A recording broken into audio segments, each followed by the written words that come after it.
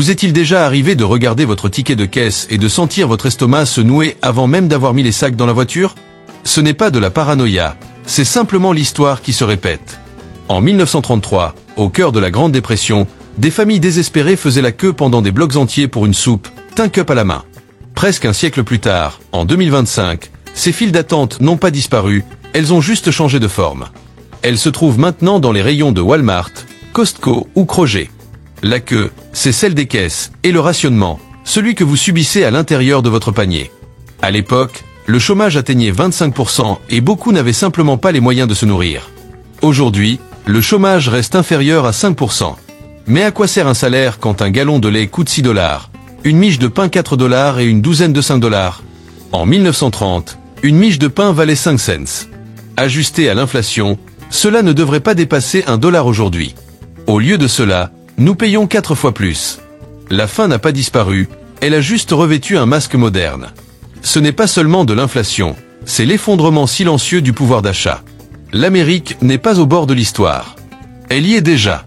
La Grande Dépression n'est plus un chapitre du passé. Elle est de retour, dans nos cuisines, et elle vous fixe du regard à chaque fois que vous faites vos courses. Commençons par l'allée que toutes les familles connaissent. Le pain, l'aliment le plus simple du monde. Jadis le moins cher, il était possible en 2022 d'acheter une miche de pain blanc pour environ 2,50 $. Aujourd'hui, il faut débourser 4,20 $. Presque le double en seulement 3 ans. Et votre salaire, lui, a-t-il doublé dans le même laps de temps? Et le pain n'est que le début. Prenez le lait, pilier de chaque petit déjeuner américain. Il y a 2 ans, un gallon coûtait 3,50 $. En 2025, il dépasse les 6 $ dans de nombreux États, certaines villes frôlant même les 6,75 $. Pour une famille avec enfants, cela représente 12 à 15 $ supplémentaires par mois.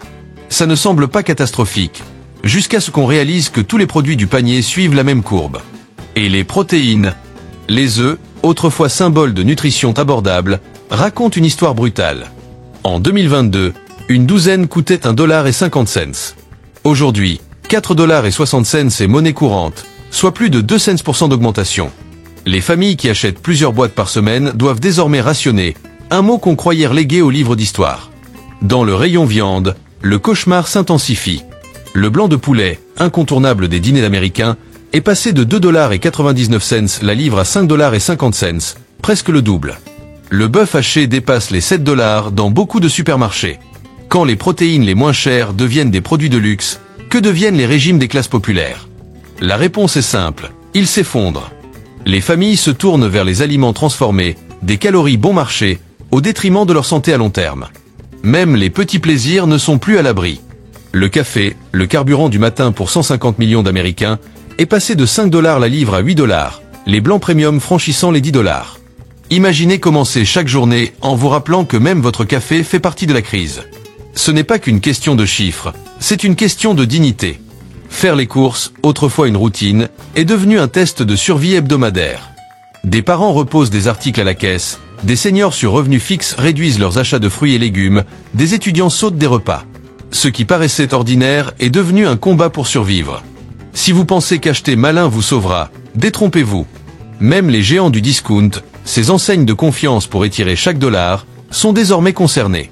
Walmart, longtemps vanté comme champion des bas prix, illustre bien le problème. En 2023, un sac de farine de 5 livres coûtait 2 $. Aujourd'hui, il frôle les 3,50 $, soit une hausse de 75%. Un pack de 10 blancs de poulet surgelé, autrefois à 10 $, atteint désormais 15 $, soit une augmentation de 50% sur un produit de base. Multipliez cela sur un panier de 20 ou 30 articles, et les chiffres deviennent terrifiants. Costco, le géant du gros volume, construit son empire sur les économies de masse. Mais en 2025, même le volume n'épargne plus les budgets. Une caisse de 24 tomates en conserve, vendue 18 $ il y a seulement 2 ans, se négocie désormais 25 $. Cela représente 7 $ de plus pour les mêmes boîtes de pâtes de tomates en acier. Le beurre de cacahuète, cette grande marmite sur laquelle les familles comptaient pour les lunchs des enfants, est passé de 7 $ à 10 $. 3 $ ici, 7 $ là, ça semble minime. Mais sur une année de course en gros, ce sont des centaines de dollars supplémentaires qui s'échappent de portefeuilles déjà tendus. Whole Foods, autrefois surnommé Whole Paycheck, en moquerie, est devenu le symbole d'un cauchemar encore pire, annonçant ce que les prix classiques pourraient bientôt devenir. Les pommes bio, qui valaient en moyenne 2 $ la livre en 2023, atteignent maintenant 3,50 $. Le lait d'amande, autrefois à 3 $, flambe à 4,50 $ le carton. Pour une famille qui troque les produits laitiers contre du lait végétal, cela signifie 1,50 $ de plus par carton chaque semaine. Une pénalité financière pour avoir choisi plus sain. Aucune chaîne n'est épargnée. Kroger, Safeway, Publix, tous ont subi la hausse. Selon les analystes de Nielsen IQ, entre janvier 2024 et janvier 2025, le panier moyen d'un supermarché a bondi de 12,8% à l'échelle nationale. L'Organisation des Nations Unies pour l'alimentation et l'agriculture, FAO, tire également la sonnette d'alarme. En 2025, les prix alimentaires mondiaux restent 30% supérieurs à ceux d'avant la pandémie. Ce n'est pas un simple chiffre choc, c'est une condamnation pour les budgets des classes populaires. Alors, où les familles peuvent-elles se tourner? Nulle part. Que ce soit les prix, bas tous les jours, de Walmart, les économies en gros de Costco ou le bio-premium de Whole Foods, chaque enseigne raconte la même histoire. Le coût de la nourriture augmente plus vite que les salaires. La promesse d'accessibilité est morte. Le panier d'épicerie est devenu le nouveau champ de bataille de la vie américaine, et peu importe où vous passez, chaque rayon vous fait perdre de l'argent. Mais pourquoi les factures alimentaires explosent-elles ainsi? Pourquoi chaque sortie au supermarché ressemble-t-elle à une embuscade financière? La réponse n'est pas unique. C'est une réaction en chaîne. Inflation, chaîne d'approvisionnement fragilisée, catastrophe climatique et politique gouvernementale qui frappent votre portefeuille comme des taxes cachées. Commençons par l'inflation. Les rapports officiels du Bureau of Labor Statistics montrent que les prix alimentaires ont encore augmenté de 11,2% en 2024, après une hausse de 13% en 2023. Additionnez ces chiffres et vous obtenez presque 25% d'inflation en seulement 2 ans. Les salaires, eux, ont progressé à peine de 4% par an. Le calcul est simple. Des revenus supplémentaires de 2 000 $ par an contre 5 000 $ de plus à débourser pour la nourriture. Les familles ne se contentent pas de prendre du retard, elles coulent. Ajoutez à cela les nouveaux tarifs imposés par l'administration Trump.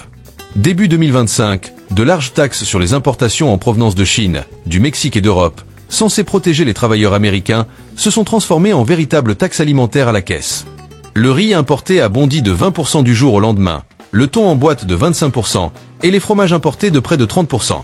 Même les grains de café, majoritairement importés, ont augmenté de 15% en seulement 6 mois. Une famille qui dépensait auparavant 20 $ par semaine pour riz, fruits de mer et café doit désormais payer près de 30 $. Cela représente 500 $ supplémentaires par an, directement aspirés du budget familial par la guerre des tarifs. Et les tarifs ne font pas qu'augmenter le prix des importations, ils déclenchent aussi des représailles. Le Mexique a taxé le maïs et le bœuf américain, la Chine le soja et le blé.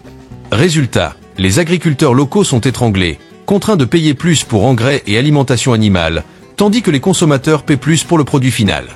Un cercle vicieux où la ferme saigne et le consommateur souffre. Ensuite, il y a la chaîne d'approvisionnement, un terme qui semble abstrait jusqu'au moment où l'on comprend qu'elle étranglera votre panier. Vous vous souvenez des pénuries de 2020 liées à la pandémie? Elles ne se sont jamais totalement résorbées. Les coûts de transport restent élevés, avec des centimes supplémentaires par gallon à l'échelle nationale. Transporter un camion de fruits et légumes de la Central Valley californienne à New York coûte désormais 30% de plus qu'en 2022. Ce surcoût ne disparaît pas, il est intégré dans chaque prix, chaque tomate, chaque pomme, chaque laitue. Et les catastrophes climatiques s'ajoutent à cela. Le ministère américain de l'Agriculture a signalé qu'en 2024, des sécheresses extrêmes dans le Midwest ont réduit de 15% les rendements de maïs, tandis que des inondations en Californie ont détruit des champs entiers de fraises et de laitue. Les prix mondiaux du blé ont grimpé de 18% après de mauvaises récoltes en Ukraine et en Argentine. La nourriture n'est pas seulement chère, elle devient rare, et cette rareté se traduit directement par des prix qui flambent dans les rayons. Pendant que les familles peinent à joindre les deux bouts, les grandes entreprises, elles, prospèrent. Les géants de la distribution ne perdent pas d'argent. Au contraire, ils affichent des profits records. Le rapport annuel de Kroger pour 2024 montre un bénéfice net en hausse de 22%, alors même que les consommateurs hurlaient contre l'inflation. Tyson Foods, de son côté, a discrètement augmenté le prix de la viande de 14% en moyenne, engrangeant des milliards de dollars de profit.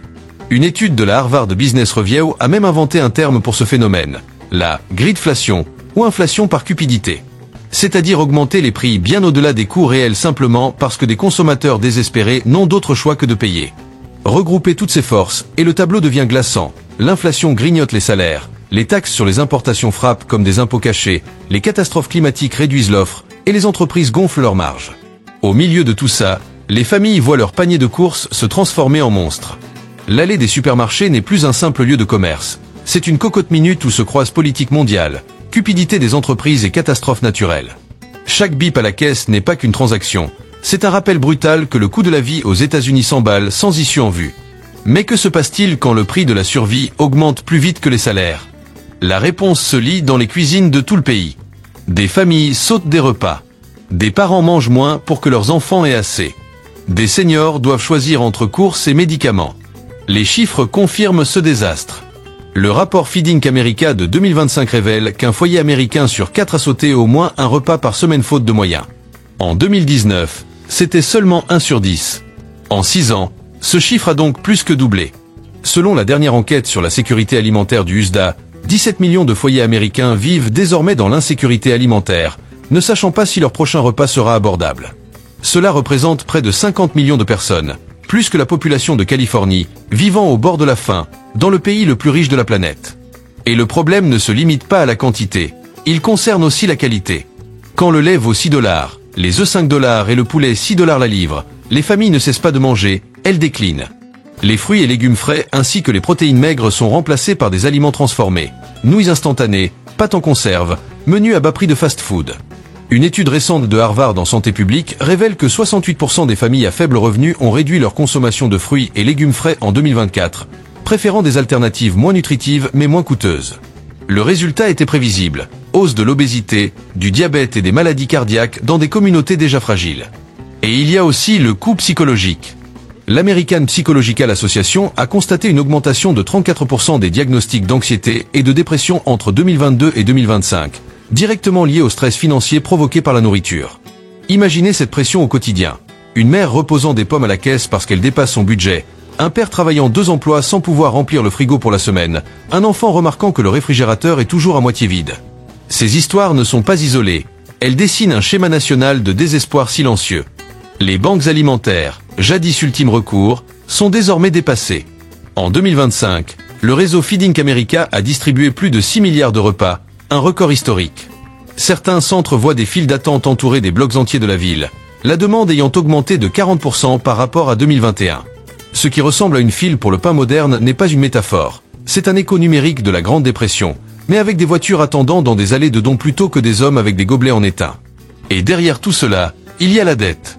Selon TransUnion, les Américains ont acheté pour 68 milliards de dollars de nourriture avec des cartes de crédit en 2024, un niveau jamais atteint. Les familles ne se contentent plus d'acheter de la nourriture, elles la financent.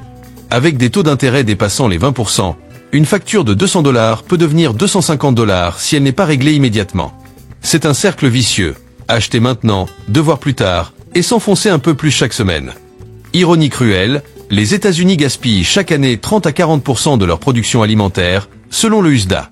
Alors que des millions de personnes souffrent de faim, des milliards de dollars de nourriture pourrissent dans les décharges à cause d'inefficacité de l'approvisionnement et de surplus chez les détaillants. Le déséquilibre est grotesque, rareté à la caisse, gaspillage dans les poubelles. Le coût humain de cette crise ne se mesure pas seulement en tickets de caisse. Il se mesure en dîners sautés, en enfants mangeant des céréales au dîner, en anxiété silencieuse de foyers vivant un mauvais coup de chance de la faim. Le supermarché n'est plus simplement un lieu d'achat, c'est la scène où se joue en temps réel l'inégalité américaine, avec des milliards de profits d'un côté et des réfrigérateurs vides de l'autre. Où cela s'arrêtera-t-il? Voilà la question qui hante économistes, décideurs et millions de familles regardant leur panier rétrécir. Si les prix alimentaires ont augmenté de 25% en seulement 2 ans, que se passera-t-il si cette tendance se poursuit en 2026? La réponse est glaçante. Une Amérique de classe moyenne qui ressemble de moins en moins à la nation la plus riche du monde et de plus en plus à un pays au bord de la famine. Selon les prévisions du USDA, le coût de la nourriture à domicile pourrait grimper de 7 à 9% supplémentaires en 2025, les produits de base comme les produits laitiers et la viande tirant la hausse. Cela signifie qu'en 2026, un gallon de lait pourrait dépasser les 7 $, une douzaine d'œufs atteindre 6 $, et le bœuf haché frôler les 9 $ la livre. Pour une famille de 4 personnes, cela se traduit par des courses hebdomadaires de 300 $ ou plus, soit près de 15 000 $ par an, un montant comparable aux frais de scolarité dans de nombreux États. Mais le danger ne réside pas seulement dans le prix, il concerne aussi l'accès à la nourriture. Le USDA estime déjà que 19 millions d'Américains vivent dans des déserts alimentaires, des zones où l'accès à des produits abordables est extrêmement limité.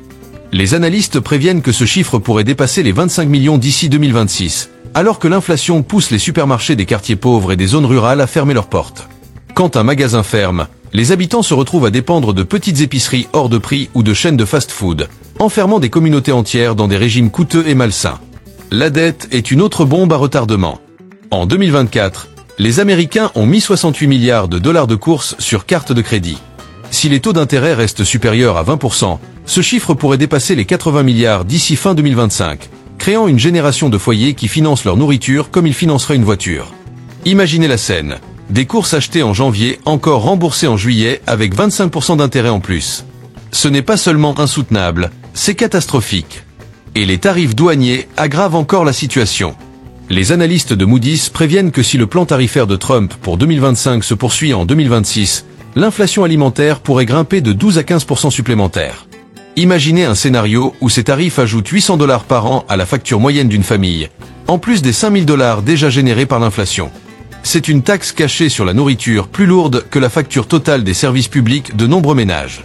L'instabilité mondiale accentue encore le risque.